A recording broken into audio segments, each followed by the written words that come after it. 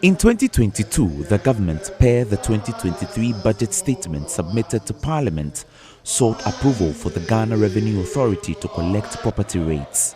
Some MMDAs raised objections to this. Almost 8 months into implementation, some assemblies have called for the reversal of the revenue collection.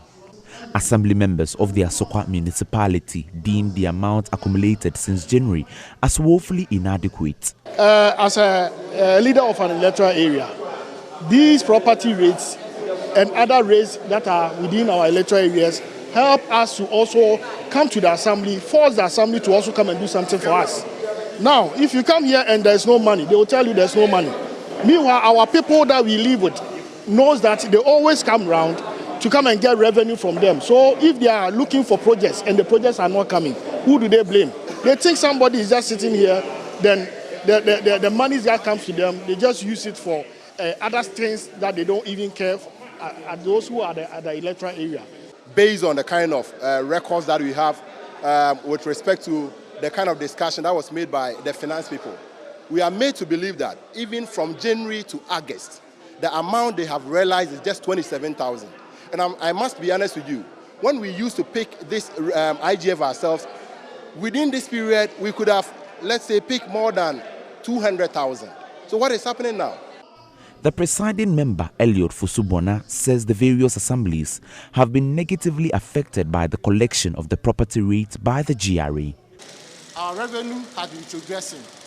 In fact, compared to some years, as far as having enough revenue, and we're using some of them for developmental activities. But unfortunately, recently, we are having challenges with our revenue. Reasons why our revenue was having problems as a result of the property rate not being collected recently or currently by the assembly.